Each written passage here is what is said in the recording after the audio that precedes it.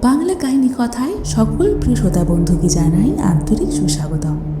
নমস্কার, আপনাদের সঙ্গে আছি আমি প্রীতি। আজকে আপনারা শুনছেন লেখক রবীন্দ্রনাথ ঠাকুরের লেখা ভৌতিক গল্প নিশীথে। এটি দ্বিতীয় পর্ব। ডাক্তার আমাকেও একবার সতর্ক করে দিয়ে ওষুধ দুটো বিছানার কাছের টেবিলে রেখে দিলেন। এরপর বিদায় নেবার জন্য নিজের মেয়েকে ডাক দিলেন। মনোরমা বললেন, বাবা, আমি থাকি না কেন? সঙ্গে কোনো স্ত্রীলোক নেই? এনাকে সেবা করবে কে? আমার স্ত্রী ব্যস্ত হয়ে উঠলেন।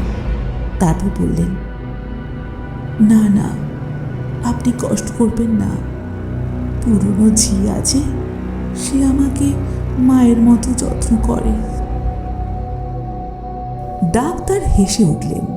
তারপর বললেন, উনি মা লক্ষ্মী চিরকাল পরের সেবা করে এসেছেন, অন্যের সেবা সহ্য করতে পারেন না। মেয়েকে সঙ্গে নিয়ে ডাক্তার যাবার উদ্যোগ করছেন। এমন সময় আমার স্ত্রী ডাক্তারকে বললেন, ডাক্তারবাবু, ইনি এই বদ্ধ ঘরে অনেকক্ষণ বসে আছে, এনাকে একবার বাইরে থেকে বেরিয়ে নিয়ে আসতে পারেন? ডাক্তারবাবু আমাকে বললেন, আসুন না, আপনাকে নদীর ধার থেকে বেরিয়ে নিয়ে আসি। আমি কিছুটা আপত্তি দেখিয়ে খুব শিগগিরই আমার সম্মতি জানালাম। এরপর ডাক্তারবাবু যাবার সময় দুটো শিশি ওষুধ সম্বন্ধে আবার আমার স্ত্রীকে সতর্ক করে দিলেন। সেই দিনটা ডাক্তারের বাড়িতেই রাত্রের খাবার খেলাম। ফিরে আসতে রাত হলো। এসে দেখি আমার স্ত্রী ছটফট করছেন। অনুতাপে বিদ্ধ হয়ে জিজ্ঞেস করলাম, তোমার কি ব্যথাটা বেড়েছে? আমার স্ত্রী কোনো উত্তর দিতে পারলেন না, শুধু নীরবে আমার মুখের দিকে তাকিয়ে থাকলেন। তখন তার কণ্ঠ রোধ হয়েছে। আমি তখনই সেই রাত্রে ডাক্তারকে ডেকে আনলাম। ডাক্তার প্রথমটা এসে অনেকক্ষণ কিছুই বুঝতে পারছিলেন না। অবশেষে জিজ্ঞেস করলেন, সেই ব্যথাটা কি বেড়ে উঠেছে? ওষুধটা একবার মালিশ করলে হয় না? এই কথা বলেই শিশিটা টেবিল থেকে নিতে গিয়ে দেখলেন সেটা খালি পড়ে আছে। আমার স্ত্রীকে তিনি জিজ্ঞেস করলেন, আপনি কি ভুল করে এই ওষুধটা খেয়ে ফেলেছেন? আমার স্ত্রী ঘাড় নেড়ে নীরবে জানালেন তার সম্মতির কথা। ডাক্তার তখনই গাড়ি করে তার বাড়ি থেকে পাম্প আনতে ছুটলেন, আর আমি অর্ধমূর্ছিতের মতো আমার স্ত্রীর বিছানার উপরে গিয়ে পড়লাম। তখন মা যেমন করে তার পীড়িত শিশুকে সান্ত্বনা দেয়, ঠিক তেমনি করে আমার মাথা তার বুকের কাছে টেনে নিয়ে তার দুটি হাতের স্পর্শে আমাকে তার মনের কথা বোঝাতে চেষ্টা করলেন। কেবল তার সেই করুণ স্পর্শের মাধ্যমে আমাকে বারংবার বলতে লাগলেন, শোক করো না, ভালোই হয়েছে, তুমি সুখী হবে, এবং সেটা মনে করেই আমি সুখে মরলাম। ডাক্তার যখন ফিরলেন তখন জীবনের সঙ্গে সঙ্গে আমার স্ত্রীর সকল যন্ত্রণার অবসান হয়েছে। দক্ষিণাচরণ আর একবার জল খেয়ে বললেন, ওহ, বড় গরম। এই বলে দ্রুত বাইরে চলে গেলেন এবং বাইরে গিয়ে বারান্দায় পায়চারি করে আবার এসে ঘরে বসলেন। বেশ বোঝা গেল তিনি বলতে চাইছেন না কিন্তু আমি যেন জাদু করে তার কাছ থেকে সব কথা কেড়ে নিচ্ছি। দক্ষিণাচরণবাবু আবার বলতে আরম্ভ করলেন, মনোরমাকে বিয়ে করে দেশে ফিরলাম। মনোরমা তার পিতার সম্মতিক্রমে আমাকে বিয়ে করল, কিন্তু আমি যখনই তাকে আদরের কথা বলতাম, প্রেমালাপ করে তার হৃদয় অধিকার করবার চেষ্টা করতাম, সে হাসত না, গম্ভীর হয়ে যেত। তার মনের কোথায় কোনখানে কি যে খটকা লেগে গিয়েছিল আমি কেমন করে বুঝব? এই সময় আমার মদ খাবার নেশা আবার বেড়ে উঠল। একদিন প্রথম শরতের সন্ধ্যায় মনোরমাকে সঙ্গে নিয়ে আমাদের বরানগরের বাগানে বেড়াচ্ছি।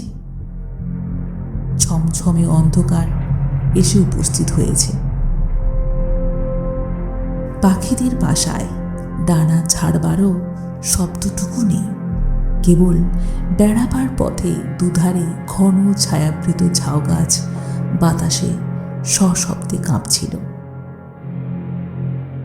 ক্লান্তি বোধ করতেই মনোরমা সেই বকুল তলার শুভ্র পাথরের বেদির ওপর এসে নিজের দুটো হাতের ওপর মাথা রেখে শুয়ে পড়ল। আমিও কাছে গিয়ে বসলাম। সেখানে অন্ধকার আরো ঘনীভূত। যতটুকু আকাশ দেখা যাচ্ছে একেবারে তারাই আচ্ছন্ন। তরুতলের ঝিল্লি ধ্বনি যেন অনন্ত গগন বক্ষচ্যুত নিস্তব্ধতার নিম্ন প্রান্তে একটি শব্দের সরু পাড় বুনে দিচ্ছে। সেদিনও বিকেলে আমি কিছু মদ খেয়েছিলাম। মনটা বেশ একটু তরলাবস্থায় ছিল। অন্ধকার যখন চোখে সয়ে আসলো, তখন বনচ্ছায়া তলে পাণ্ডুর বর্ণে অঙ্কিত সেই শিথিল অঞ্চল শ্রান্তকায় রমণীর আবছায়া মূর্তিটি আমার মনে এক অনিবার্য আবেগের সঞ্চার করল।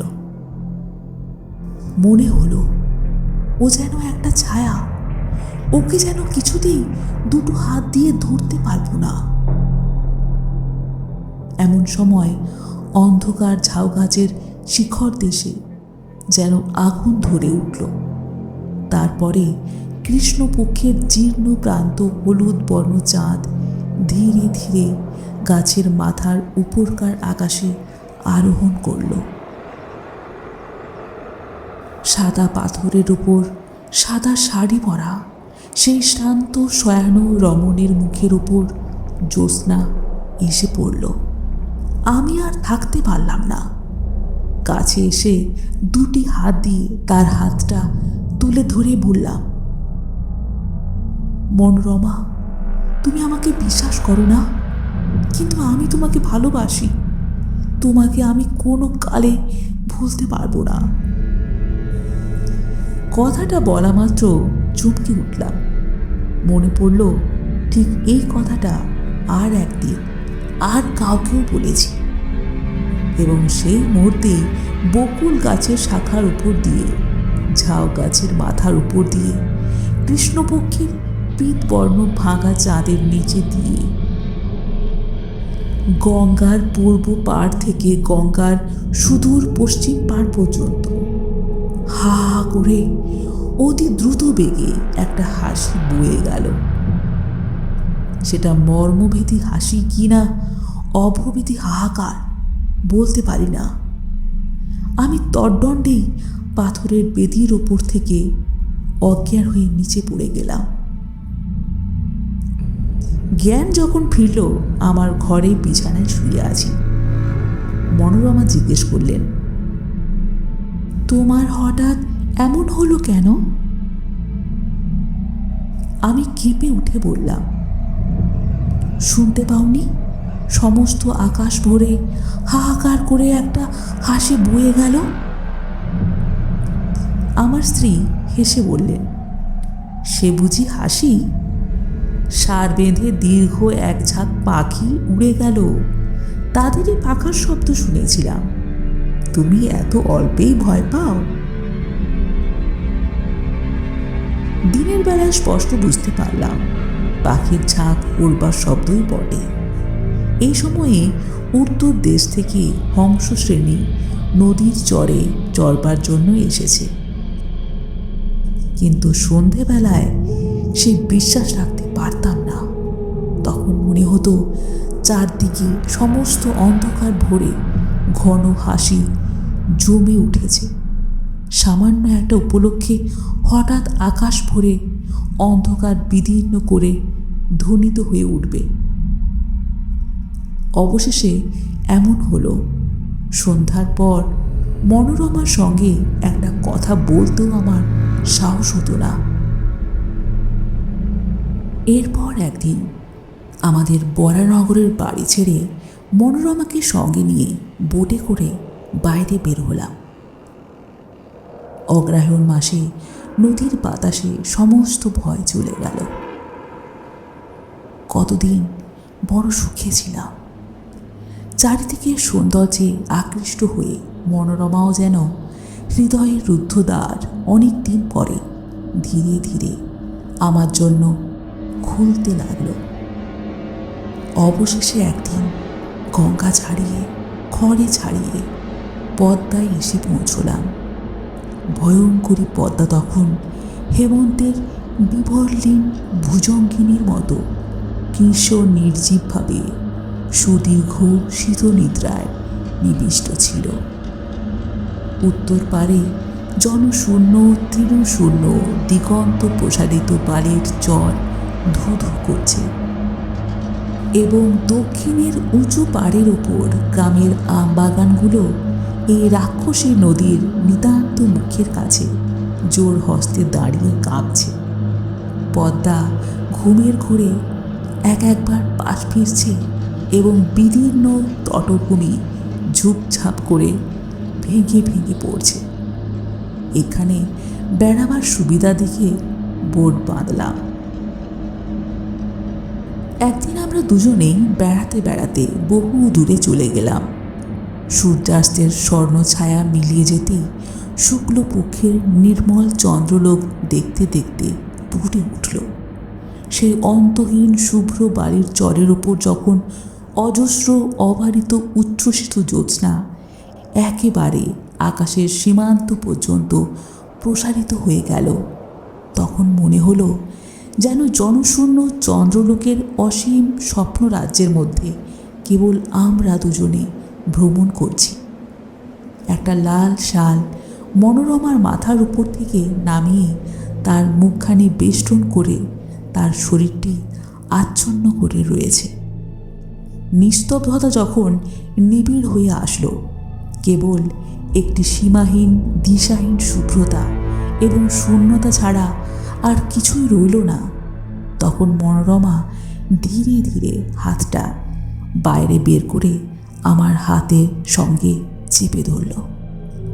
অত্যন্ত কাছে এসে সে যেন তার সমস্ত শরীর মন জীবন যৌবন আমার উপর বিন্যস্ত করে নিতান্ত নির্ভর করে দাঁড়ালো। পুলকিত উদ্বেলিত হৃদয়ে মনে মনে ভাবলাম, ঘরের মধ্যে কি যথেষ্ট ভালোবাসা যায়? এইরকম অনাবৃত অবারিত অনন্ত আকাশ না হলে কি দুটো মানুষকে কোথাও ধরে? তখন মনে হলো আমাদের ঘর নেই, দ্বার নেই, কোথাও ফেরবার নেই। এমনি করে হাতে হাতে ধরে গম্যহীন পথে উদ্দেশ্যহীন ভ্রমণে চন্দ্রালোকিত শূন্যতার উপর দিয়ে অবারিতভাবে চলতেই থাকব। এই রূপে চলতে চলতে এক জায়গায় এসে দেখলাম সেই বালুকা রাশির মাঝখানে অদূরে একটা জলাশয়ের মতো হয়েছে। পদ্মা সরে যাওয়ার পর সেখানে জল বেঁধে আছে। সেই মরুবালাকা বেষ্টিত নিস্তরঙ্গ নিঃসুপ্ত নিশ্চল জলটুকুর ওপরে একটা সুদীর্ঘ জ্যোৎস্নার রেখা মূর্ছিতভাবে পড়ে আছে। সেই জায়গাটাতে এসে আমরা দুজনেই হঠাৎ দাঁড়িয়ে পড়লাম। মনোরমা কি ভেবে আমার মুখের দিকে তাকালো। তার মাথার ওপর থেকে শালটা হঠাৎই খসে পড়ল। আমি তার সেই জ্যোৎস্না বিকশিত মুখখানি তুলে ধরে চুম্বন করলাম। এমন সময় সেই জনমানব শূন্য নিঃসঙ্গ মরুভূমির মধ্যে গম্ভীর স্বরে কে যেন 3 বার বলে উঠল, ওকে ওকে ওকে। আমি চমকে উঠলাম। আমার স্ত্রীও কেঁপে উঠলেন। কিন্তু পরক্ষণেই আমরা দুজনেই বুঝলাম এই শব্দ মানুষের নয়, অমানুষেরও নয়, চরবিহারী জলচর পাখির ডাক। হঠাৎ এত রাত্রে তাদের নিরাপদ নিভৃত নিবাসের কাছে লোক সমাগম দেখে চমকে উঠেছে তারা। সেই ভয়ের চমক খেয়ে আমরা দুজনে তাড়াতাড়ি বোটে ফিরলাম। রাত্রে বিছানায় এসে শুয়ে পড়লাম। শান্ত শরীরে মনোরমা খুব তাড়াতাড়ি ঘুমিয়ে পড়ল। তখন অন্ধকারে কে একজন আমার মশারির কাছে দাঁড়িয়ে সুষুপ্ত মনোরমার দিকে একটি মাত্র দীর্ঘ শীর্ণ অস্থিসার অঙ্গুলির নির্দেশ করে যেন আমার কানে কানে খুব চুপি চুপি অস্ফুট স্বরে কেবলই জিজ্ঞেস করতে লাগলো, ওকে ওকে ওকে গো। তাড়াতাড়ি উঠে গিয়ে দেশলাই জ্বালিয়ে বাতি ধরালাম। সেই মুহূর্তে ছায়ামূর্তি মিলিয়ে গেল, আর আমার মশারি কাঁপিয়ে দিয়ে বোট তুলিয়ে দিয়ে আমার সমস্ত ঘর্মাক্ত শরীরের রক্ত হিম করে দিয়ে হা হা হা হা করে একটি হাসি অন্ধকার রাত্রির ভিতর দিয়ে বাইরে বয়ে চলে গেল। এরপর পদ্মা পার হলো, পদ্মার চর পার হলো।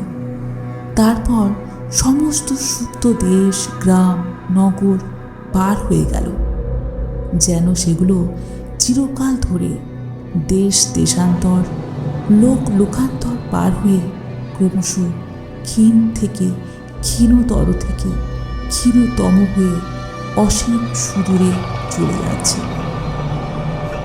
ক্রমে যেন সেগুলো জন্ম মৃত্যুর দেশ ছাড়িয়ে গেল।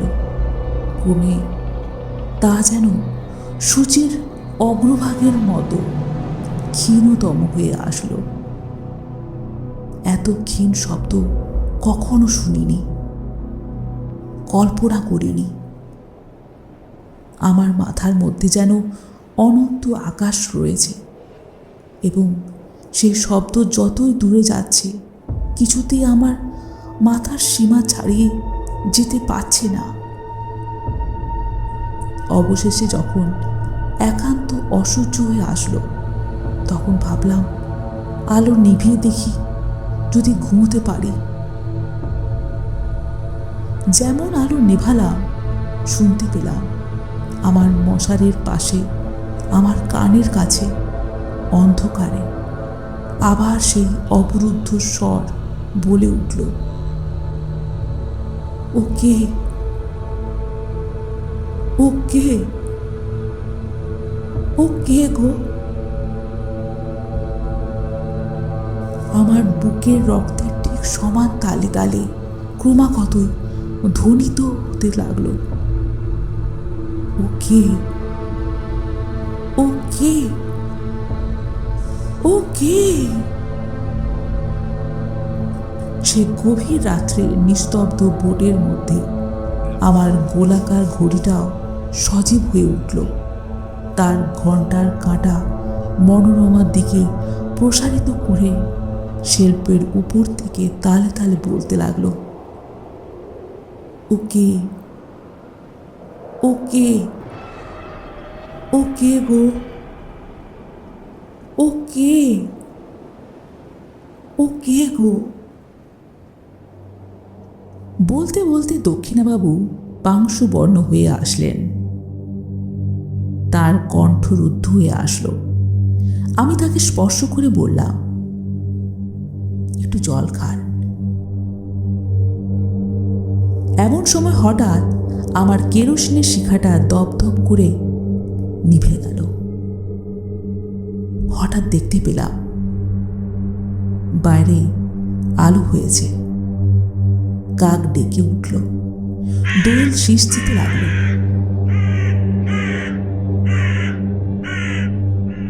আমার বাড়ির সামনের পথে একটা মোষের গাড়ির ক্যাঁচ ক্যাঁচ শব্দ জেগে উঠল। তখন দক্ষিণাবাবুর মুখের ভাব একেবারে বদলে গেল। ভয়ের কিচ্ছু মাত্র চিহ্ন রইল না। রাত্রির কুহকে কাল্পনিক শঙ্কার মত্ততায় আমার কাছে যে এত কথা বলে ফেলেছেন সেজন্য যেন অত্যন্ত লজ্জিত এবং আমার উপর আন্তরিক ক্রুদ্ধ হয়ে উঠল। শিষ্ট সম্ভাষণ মাত্র না করে হঠাৎই উঠে দ্রুত বেগে চলে গেলেন। সেদিনই অর্ধেক রাত্রে আবার আমার দরজায় এসে ঘা পড়ল। Doctor, doctor.